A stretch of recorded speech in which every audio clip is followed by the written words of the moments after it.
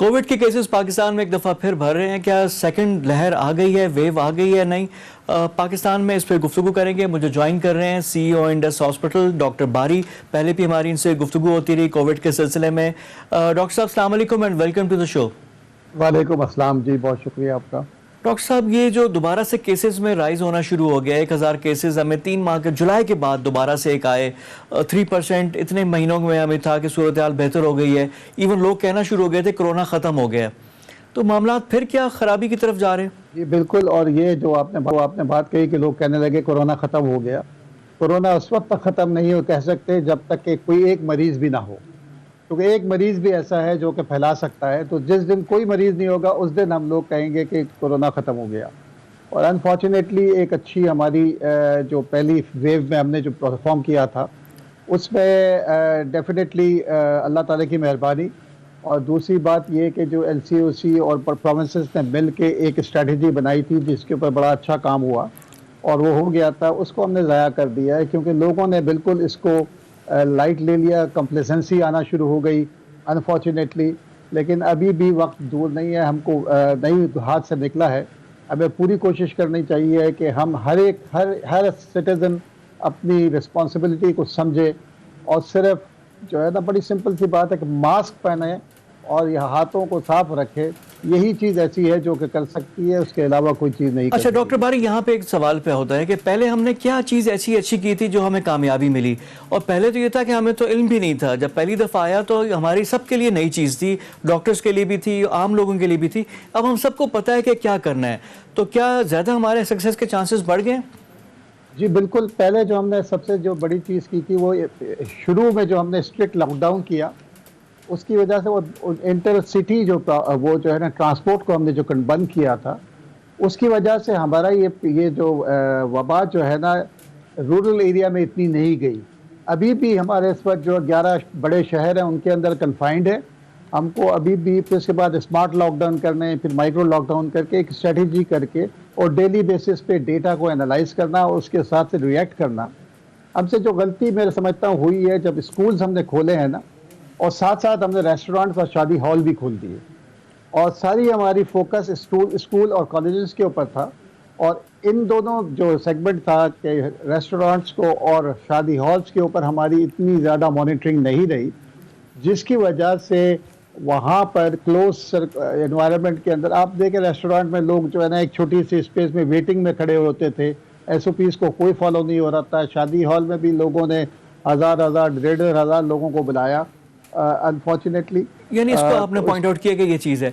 लेकिन डॉक्टर साहब, अब इसके ये अब जो हो चुका उसका तो हम कुछ नहीं कर सकते ना। अब तो ये तो हमने फेस करना होगा। एक मौसम का जो फैक्टर है, लोग इस पे बड़ी बात कर रहे हैं कि जी सर्दियाँ आ रही हैं तो सर्दियों की वजह से बढ़ेगा, प्लस दूसरे जो सिम्टम्स होते हैं, इन्फ्लुएंजा होता है, कोल्ड होता है सर्दियों में लोगों का। जब भी मौसम तब्दील होता है लोग बीमार होते हैं, उसको भी कोविड के साथ अब लोग जोड़ रहे हैं, कर रहे हैं। तो ये मौसम का फैक्टर पर ज़रा बात कर लें। मौसम का जो है ना डेफिनेटली जो है ना जो ये फ्लू लाइक सिम्टम्स जो है ना मौसम में सर्दियों में बढ़ते हैं और हमारे दूसरे भी आ रहे होंगे। और शुरू में भी एकदम हमारा ऐसा होता है, नॉर्मल ज़ुकाम भी लोग पहुंच रहे थे क्योंकि उनको एक दहशत थी कोविड की। तो अभी ये भी चीज़ है। दूसरी एक और चीज़ भी साथ आ रही है, डेंगू भी साथ आ रहा है। अभी हम मरीज़ ऐसे भी आ रहे हैं जिनको डेंगू भी है और कोविड भी पॉजिटिव लोग आ रहे हैं। तो डेफिनेटली मौसम का असर है जो कि आप देख रहे हैं यूरोप में और अमेरिका में एकदम रिसर्ज आया और बहुत मतलब 80,000 मरीज़ कल अमेरिका में हुए, 1,000 आदमी मरे भी। तो उसका रहेगा और एक खौफ भी होगा क्योंकि आम ज़ुकाम उसका लोड भी पड़ेगा, क्योंकि मामूली ज़ुकाम भी होगा तो लोग हॉस्पिटल आएंगे कि जी कहीं मुझे कोविड तो नहीं है। यानी ये भी एक हमारे लिए एक मुसीबत एक और भी हो जाएगी कोविड के और डिफरेंशिएट करने में। अच्छा, दूसरा ये है कि कोई ऐसे केसेस आप लोगों के पास आए हैं कि जिनको कोविड हुआ और दोबारा हुआ हो, इस पे कुछ रोशनी डालें। बहुत आए हैं ऐसे केसेस, लेकिन बहुत ज़्यादा नहीं है, आए हैं। अभी भी जो है ना देखें अभी भी जो नज़र आ रहा है कि जो पॉजिटिविटी बढ़ी है डेफिनेटली, हम 3% ओवरऑल आ गए हैं और कुछ शहरों में ज़्यादा है। लेकिन अभी अस्पतालों पे लोड ऐसा नहीं आया है जिसको हमको जून में जिस हालात में हम लोग खड़े हुए थे।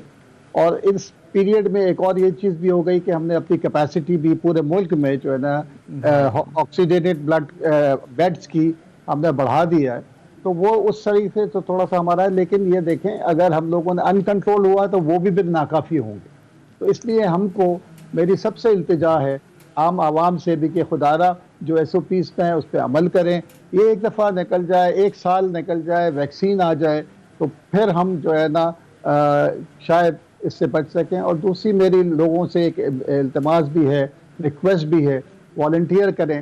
اس وقت پاکستان میں دو ویکسین کی، چائنیز ویکسینز کی ٹرائل لیول فیز 3 ٹرائلز ہو رہی ہیں، جس میں اسلام آباد میں شفا انٹرنیشنل ہے، پھر شوکت خانم ہے، کراچی میں انڈس ہاسپٹل اور آغا خان ہے.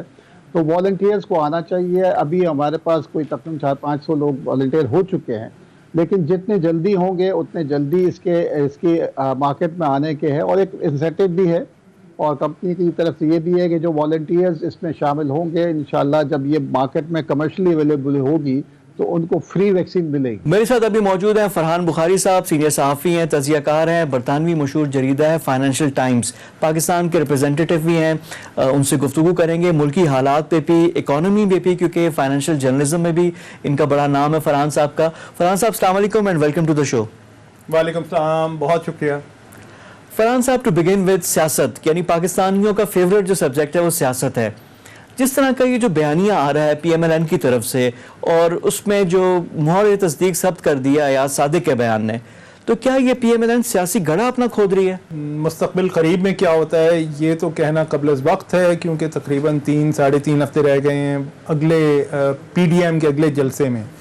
تب تک جا کے یہ صورتحال زیادہ کھلے گی. لیکن پاکستان کے مستقبل کے لیے ایک بڑی خطرناک صورتحال یہاں پہ بن گئی ہے. وہ اس لیے کیونکہ اب اس سٹیٹمنٹ کے بعد پاکستان کا کوئی بھی انٹیلیجنس چیف ہو، سیکیورٹی ادارے کا سربراہ ہو، مستقبل میں اگر اسی قسم کا موقع آیا کہیں پہ سیاسی اکابرین کو بریفنگ دینے کی ضرورت پڑی تو یہ قوی امکان ہے کہ پاکستان کے انٹیلیجنس چیف، سیکیورٹی اداروں کے سربراہ وہ یہ ایک دفعہ ضرور سوچیں گے کہ جی آج تو ہم انہیں بریف کر رہے ہیں، کل کو اگر یہ حکومت سے باہر ہوتے ہیں، اپوزیشن میں ہوتے ہیں تو کیا یہ ماضی کی طرح نکل کے اور یہ تو بڑی خطرناک صورتحال ہے، بہت خطرناک صورتحال. دوسرا ایک پوائنٹ یہ ہے کہ پی ایم ایل این کے اندر کیا ہو رہا ہے، وہاں سے کیوں نہیں کنڈیمنیشن آ رہی؟ ڈسوسیٹ کوئی نہیں کر رہا. ڈسوسیٹ اب اس بیان سے کرنا چاہیے تھا ان کو کہ اس کا نہیں، وضاحتیں وہ دے رہے ہیں اور باقی لوگ گول مول سی بات کر رہے ہیں. تو اندر کی کیا صورتحال ہے؟ میرے خیال میں پی ایم ایل این اندرونی طور پہ جس انتشار کا شکار ہے یہ اس کی وجہ سے ایک صورتحال سامنے آ رہی ہے، کیونکہ واضح طور پہ نواز شریف صاحب سمندر پار بیٹھے ہوئے ہیں اور جس طرح کی حال ہی میں انہوں نے تقاریر کی ہیں وہ آپ کے سامنے ہیں. فوج کو انہوں نے جس طرح ٹارگٹ کیا ہے وہ بھی آپ دیکھ رہے ہیں. دوسری طرف ان کے بھائی شہباز شریف جو کہ آن گراؤنڈ پارٹی کو لیڈ کر رہے ہیں، لیڈر آف دی اپوزیشن ہیں، وہ اس وقت جیل میں ہیں. سر سوال ہوتا ہے کہ کیا لیڈ کر رہے ہیں؟ یہ بھی ایک بہت بڑا سوال ہے کیونکہ جیل میں ہیں تو اب تو وہ افیکٹولی لیڈ. اچھا جیل میں وہ خود اپنی خواہش سے گئے ہیں یا پھر ان کو بھیجا گیا ہے یا ہوا کیا؟ اور بالکل خاموش ہیں، کسی بیانیے پہ بات نہیں کر رہے. افواہیں تو بہت ہیں کہ جیل شاید اپنی خواہش پہ گئے ہوں، لیکن